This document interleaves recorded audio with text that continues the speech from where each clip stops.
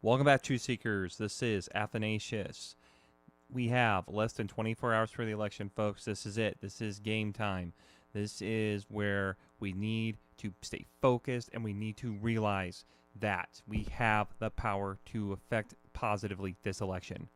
And I'm not saying that we need to just think happy thoughts and everything's we got. No, we have to go out there. We have to vote. We have to go out there and vote tomorrow. We have to go out there and we have to ensure that our votes are counted. We have to make sure that the electronic machines that are being used in places like Texas and all over, that they record our votes correctly. We have to ensure that when we mark down our ballots correctly, that we mark them for Trump tomorrow. This is it. This is the final countdown before we know whether this country is going to live and possibly turn itself around and get back to God, or if it's just going to die as another failed socialist playground. And it's with this that I am putting out this video. I meant to put this out a while back. Life got the better of me. What can I say? I also intended to do 3 videos on voting. I did my first one on why we have a moral obligation to vote, and then the other 2 were going to be on the issues and then the candidates where they stand. Well, I'm going to combine those last 2 into this video here. And I'm not going to be going through every single issue like I wanted to because of the time constraints that I have. And unfortunately, I have just become extremely busy the latter part of this year. And so I am going to condense this into the important aspects. Let's recap real quick from the first video. We as Catholics and Christians have a moral obligation to vote. We cannot allow ourselves to not vote, because when we do not vote, we allow the possibility for a greater evil to get into the White House. This isn't to say that we vote for lesser 2 evils. No, you vote for the person that does the greater good. You vote for the person that's going to bring about the best good that you possibly can. If that means that you have to stop a greater evil, then that's how you vote. Now, if you want to go more than that, go look up my other video. I laid it all out clear as possible. If you care to look at that, find the link in the description below, and click on that and go watch that video. Enough of the recap. Let's get on to the serious issues here. As Catholics and Christians, we not only have a moral obligation to vote, but we have a moral obligation to vote for the morals and truths of God. That means that we do not vote for people based on their personality, based on their star status, based on how much money they have, based on their race, color, creed, sex, whatever it is. We have to look at the person and see where they fall on certain moral issues. In the Catholic Church, there's a number of them called the non-negotiables. These are issues that are intrinsically evil, or can intrinsically cause great harm if we allow them to persist. I am not going to go through the entire list here, but I'm going to pick on several highly important and highly visible, starting with abortion. Abortion is one of the greatest evils, if not the greatest evil of our time. It is a modern-day Holocaust. It is the slaughter of the innocents over and over again. And every civilization that allowed itself to kill its babies has met the wrath of God. God will always answer the blood of the unborn children with his justice. And we are at a point right now where we either continue down the path that we are on now, in which case we are sure to incur God's wrath and his just wrath, or we have an opportunity to where we can reverse the 40 years of horrors that we have wrought upon generations of unborn children. Why do I say this? You look at the 2 candidates today. Hillary Clinton has explicitly said that she will support abortion, bar nothing. Doesn't matter what form it is. Doesn't matter if it's very early on when they just use a vacuum tube to suck it out, or if it's partial birth abortion where the kid is within days of being born is brought out through the birth canal, his or her head is left in the birth canal, and they flip it upside down, they take a pair of scissors and snip the cord in the neck. They kill that, or they drive a pair of scissors through the brain and scramble things up and kill a child. How barbaric is that? And yet this woman wants that to be legal. Not only wants to be legal, but wants your and my tax dollars to fund organizations that provide this barbaric service. And anybody that opposes is to be silenced. Now let's look at Trump. Trump, I will admit, is not a perfect poster child for the pro-life movement. For most of his life, he was pro-abortion. But in recent years, he's come around. And while he may not be entirely perfect, because he says that he would like to make an exception in the case of rape and incest, considering that he is willing to defund Planned Parenthood, to stop partial birth abortions, and to appoint pro-life judges to the courts, there is no contest here. Hillary wants to put more pro-abortion supporting judges on the courts, including the Supreme Court. If she gets her way, Roe v. Wade will never be overturned. Trump has said that he is open to the idea of having it overturned. Again, he's not a perfect man, but the fact that he is willing to side with the pro-lifers on this and support the cause to hopefully, finally, destroy this evil and barbaric institution that has just pervaded in our country for 40 years. The fact that he is taking our side, taking God's side, and deciding that it is more important to say that he's pro-life and to come out and support pro-life and say he's going to put pro-life judges on the Supreme Court. That is why we need to vote for Trump. Let's look at the second non-negotiable, euthanasia. This is an extension of the pro-life thing, of abortion. Hillary is for euthanasia. She has rallied and supported with not only euthanasia providers and supporters, but has shown her support for states and their initiatives for the quote-unquote right to die, or let them die peacefully or with dignity. No, it's not. It's not anything like that. It's called you're killing people off that you just don't want to take care of anymore. And by extension of this, her health care plan. People say that, the Obamacare was going to bring in death penalty. No. Anytime you move towards a single-payer, government-funded healthcare system, like in Canada, like in Britain, like anywhere else that has it, you will have quote-unquote death panels. You will have people determining whether you should get this life-saving surgery or get this life-saving drug because, how much longer do you have left to live? And how much, are we going to get out of you from the society? Oh, no, okay. Your life is worthless to us because it costs us more to keep you alive than, the benefits we get from you. No. That is unacceptable.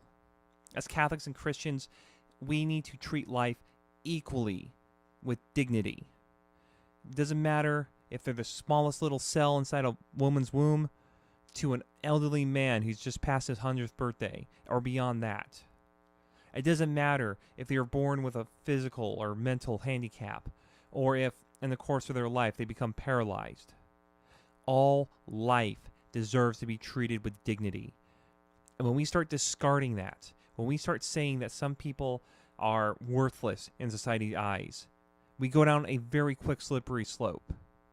Do you ever find it telling that in the Declaration of Independence, the Founding Fathers put among all the quote-unquote unalienable rights they could have put there, what was the first one they put? Life. Because without life, you cannot have rights. Without life, you cannot defend what are your unalienable rights that were given to you by God. That is why life is so important.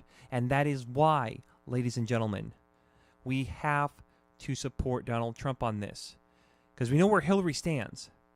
She's all for euthanasia. Donald Trump's a little more ambiguous. But given the fact that he's willing to put pro-life judges on the Supreme Court, that by extension should cover the euthanasia bit as well. Let's look at another homosexual marriage. Hillary Clinton is all for it. Hillary Clinton believes that institutions, doesn't matter what they are, Catholic, Protestant, doesn't matter, should provide homosexual marriages bar none. People that speak out against homosexuality should be deemed as hate speech speakers, and should be not just publicly shunned but prosecuted. Donald Trump, he's not perfect on this, I will admit. He doesn't seem to really care one way or another if a person's gay or not. I mean, yes, he lets Bruce Jenner, no, it's not Caitlyn Jenner, all right? I don't give a damn what the hell he calls himself now. He was born a guy, he had a twig and berries, and I still believe he has a twig and berries, even if he cut it off, okay? He was born a guy. His DNA says he was a guy. He's Bruce Jenner. Yes, and Trump, let him use the women's restroom, okay? Understanding that. However, Trump has said that marriage should be protected and it should be between a man and a wife. And while he has not come out and said that we need to put an amendment on there for the Constitution to define marriage as a man and woman, he has said the federal government needs to step out of the way and let the states decide. Why is that more important? It's not a punt, by the way. But why is that more important than saying that we need to put an amendment on the Constitution? Well, one, putting an amendment on the Constitution is really hard to do. But the other thing as well is by putting it to the states, we the people get to decide. And you know what? With the exception, I think, Massachusetts, we have voted overwhelmingly. And even liberal California, remember Prop 8 back in the day? We struck down homosexual marriage in California. Yet, what has happened? All the leftist judges that were put in there have overruled the people. If Trump gets in there, he's going to put in judges that will uphold the law and the Constitution, which means we will not get homosexual marriage, and all these cases that were decided before should and possibly could be reversed. Let's go to another non-negotiable. Pornography. Pornography is an evil, folks. It isn't just two consenting adults deciding to videotape themselves and then share it for the rest of the world. No. Pornography is an evil because it treats human beings as objects. It treats them as not being humans, but being parts. All right, penises, vaginas, boobs. It glorifies those aspects without putting it into proper context. Christians, Catholics, the proper context for sex is in marriage between a man and a woman. And it is for the unification of the couple and for procreation, keeping our species going. It is a beautiful gift. It is a wonderful gift that God gave us, that two people could come together and share such intimate love, the closest thing that we have to heaven that we can experience in terms of just, feeling the emotion and the joy that comes from the act. Yet pornography takes that and twists it, makes it seem more animalistic, that it's nothing more than a bunch of people bumping uglies and rubber parts against each other until, well, if you don't know how sex works, go ask your parents. I'm not going to get too explicit here. Hillary's not come out to say that she supports pornography. However, if you look into her actions in the past and you see the people that she hangs out with, a lot of the people that she supports, like Jay-Z, Beyonce, or Lena Dunham and her family, or Miley Cyrus, are very, very promiscuous and very supportive of that sort of material that can be deemed pornographic. Trump, if you don't know this, is the only candidate to sign an anti-pornography pledge. He is pledging to end at least pornography getting in the hands of our children. Now, I don't know if he's going to go beyond that to say, if two consenting adults, fine, whatever, but he's at least made an effort to say we need to get it out of the public square. We need to get it to where it is not so available for our children to get. He has signed this pledge. No other candidate has. One more for you, and that is the human experimentation aspect. What do you mean human experimentation? Well, a few years back it was human cloning that came up, and it's still kind of floating around there today. Then there was embryonic stem cell research, and that isn't so popular now as well. But what else do you have? How about Planned Parenthood using embryonic tissue after they've aborted a baby and selling it for research? You know, the Nazis get a bad rap, and deservedly so, for the horrible experiments that they performed on the Jewish people and other undesirables. And yet, Planned Parenthood is allowed to continue their barbaric actions with impunity. Hillary Clinton will allow them to continue to do that. She not only has said that she admires Margaret Sanger, the founder of Planned Parenthood, but she herself has also been a recipient of the Margaret Sanger Award, or whatever it's called, from the Planned Parenthood Association for her efforts in expanding abortion. Donald Trump, as I stated before, is looking to fund Planned Parenthood and similar organizations. If he cuts off funding to them, then all this human experimentation will greatly decrease because they won't have the means by which to abort children and then sell their bodies. I also believe that he will go after and prosecute, or he will at least point somebody who will go after and prosecute Planned Parenthood for the illegal actions of what they have done with these children. I've just given you 5 non-negotiables, and there are plenty more, ladies and gentlemen. I know this. I know there are plenty more. But these are 5 non-negotiables. These are things that we as Catholics and Christians cannot support regardless. And Trump, on all 5 of these cases, is batting 1,000. Hillary's batting 0. Now, if you want to go through the other non-negotiables, fine. Go look them up and compare and contrast each one.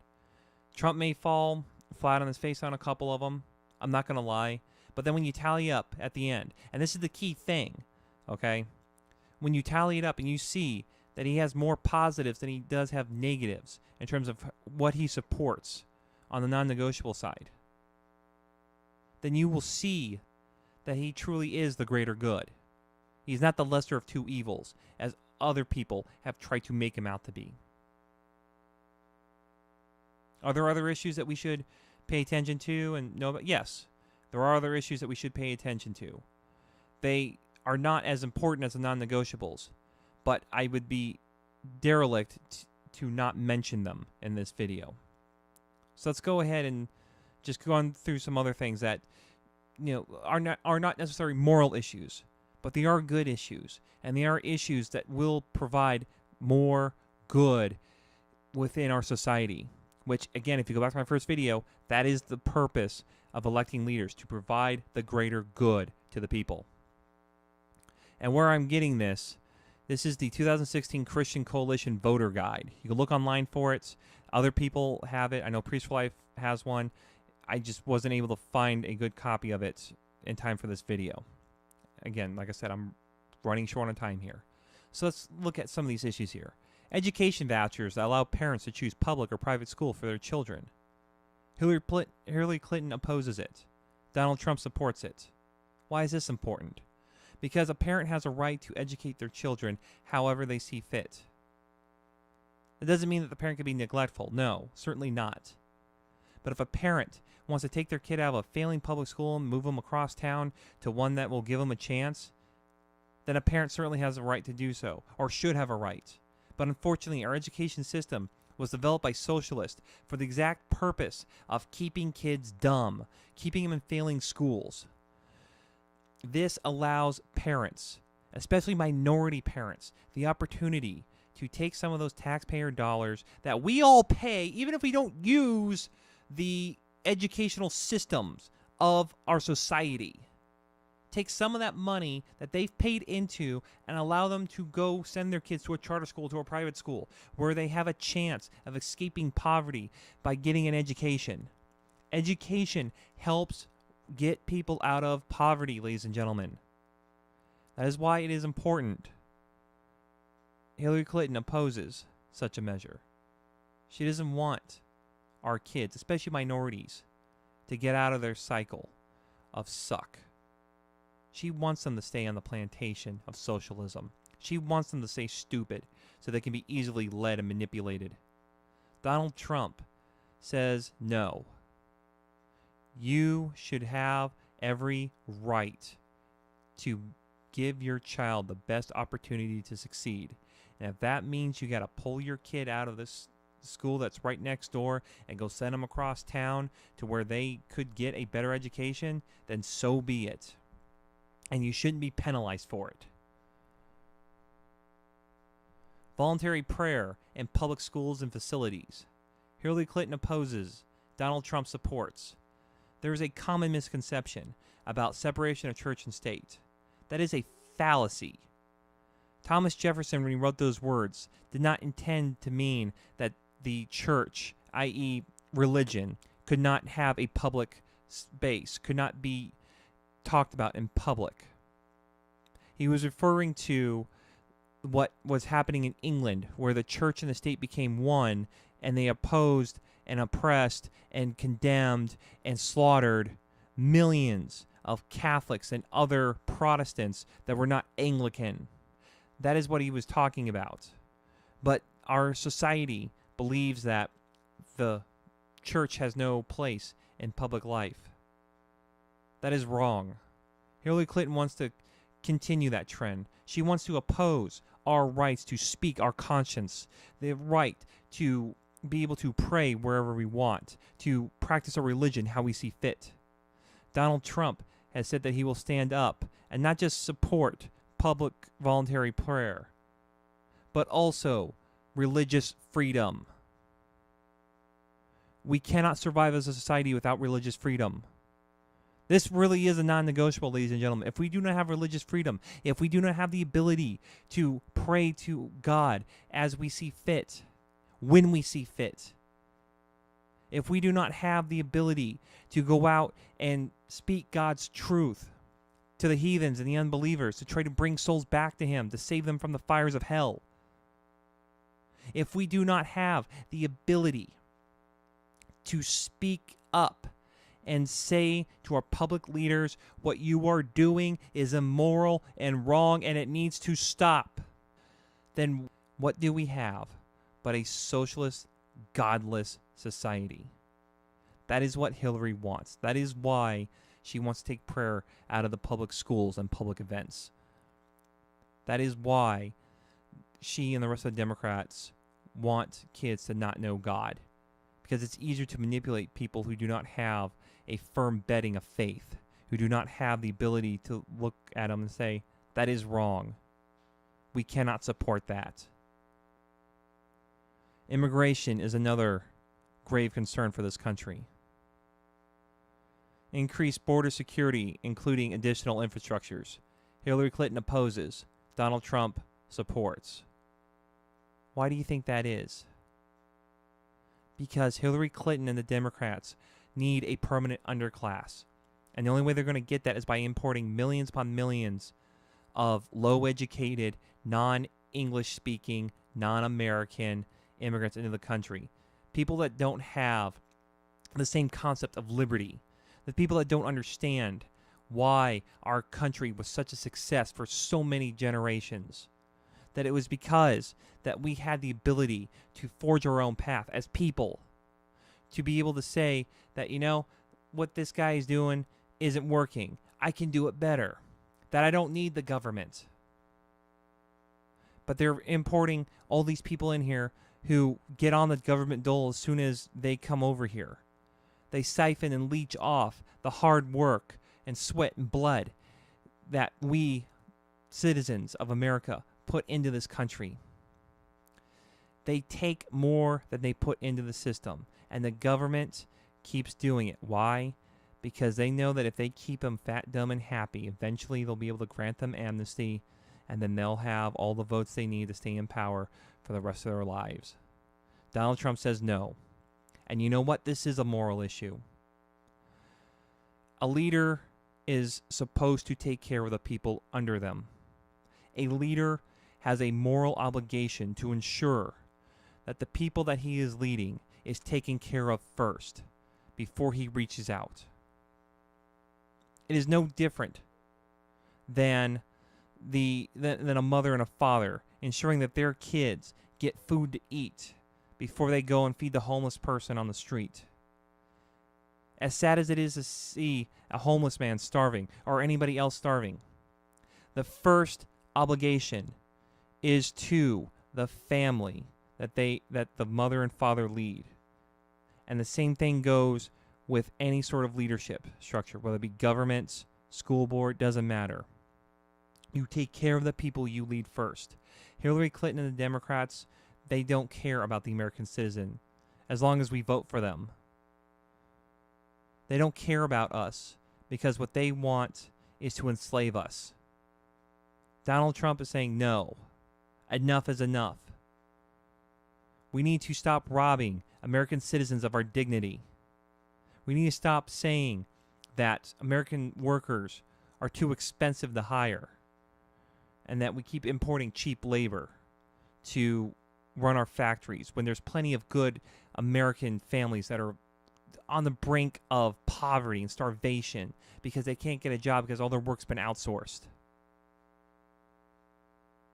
It isn't about compassion for the people that come over this country. No, it's not compassion.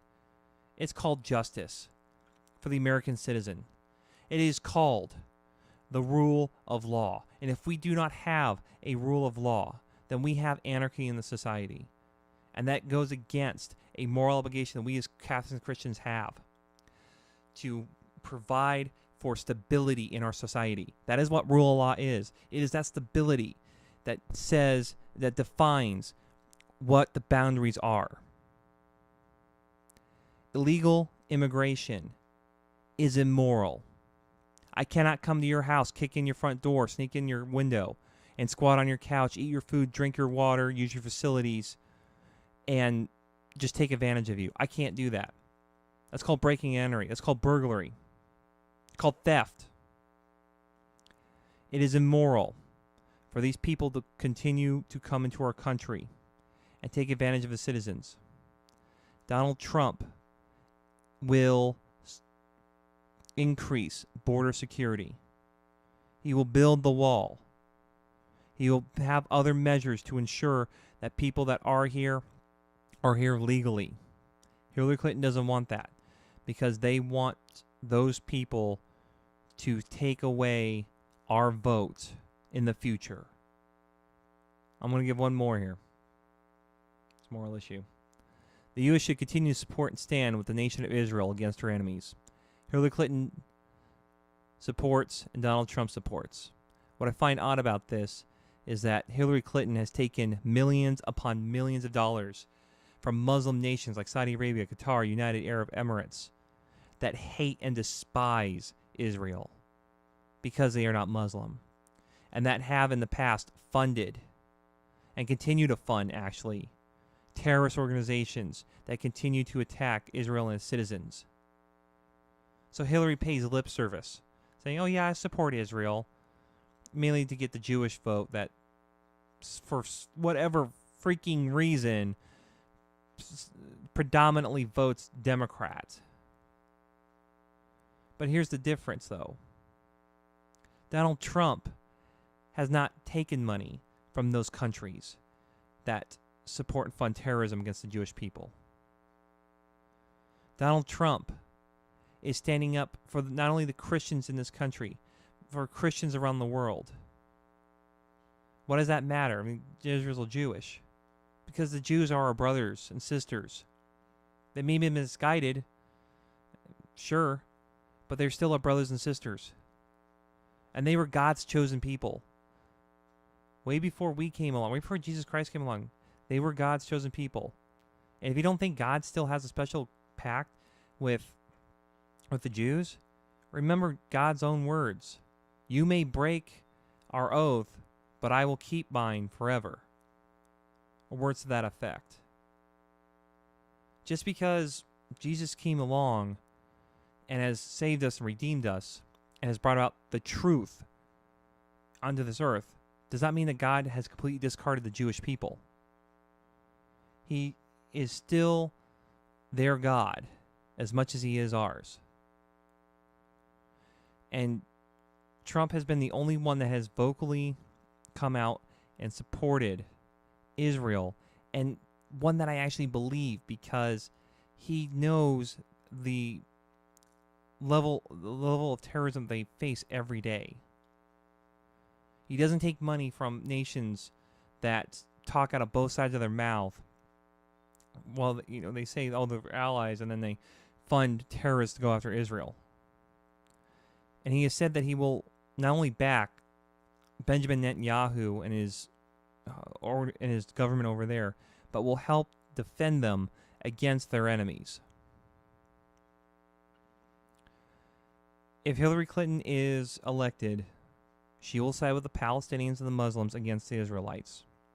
And I guarantee you we are going to get into a war because of it. Against Israel. Yes, as absurd as that sounds, we will get into a war with Israel over the quote-unquote fair treatment of the Palestinians. There are no Palestinians. It's a made-up group.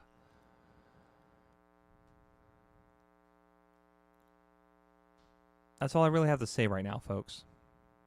I picked some of the more important issues. There's plenty of others out there. I'm not going to lie. I'm not going to say that, I made a complete and exhaustive list of everything that we should consider when talking about this election, talking about the candidates. But these are the most important things. These are the things that are the most moral. These are the things that we as Catholics and Christians need to consider when voting. The non-negotiables are called non-negotiable for a reason, because we cannot in good conscience support anyone that supports these immoral actions.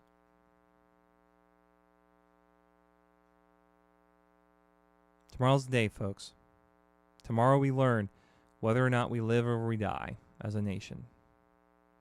I have confidence that we will live, but it's a confidence that is built upon tenable ground.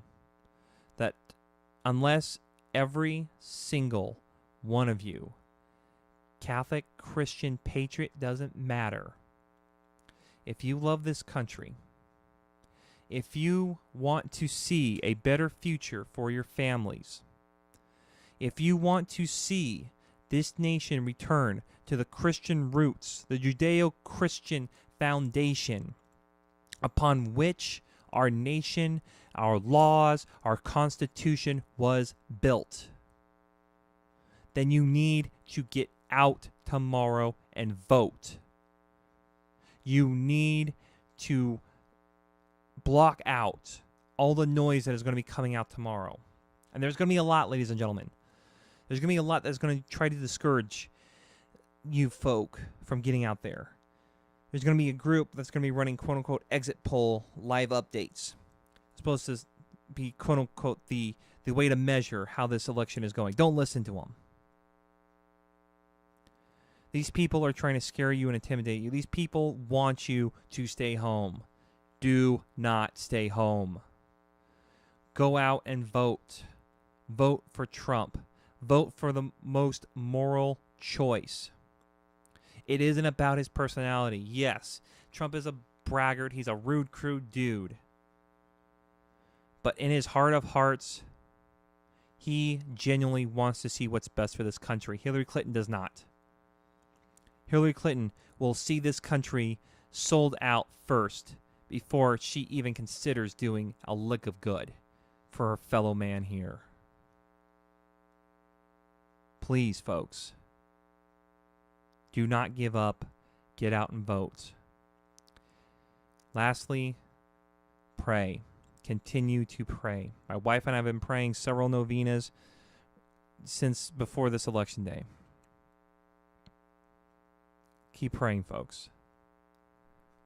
God is on our side. If we elect Donald Trump, I believe that will signal to him that we have not completely fallen like Sodom and Gomorrah. That we are more like Nineveh, and that, yes, though we are flawed, we have the capability to turn ourselves around and to become a great and Christian nation again.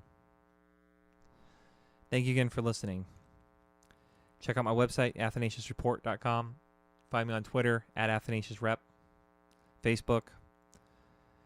And I will see you, hopefully, on the other side of this election, standing beside you victorious.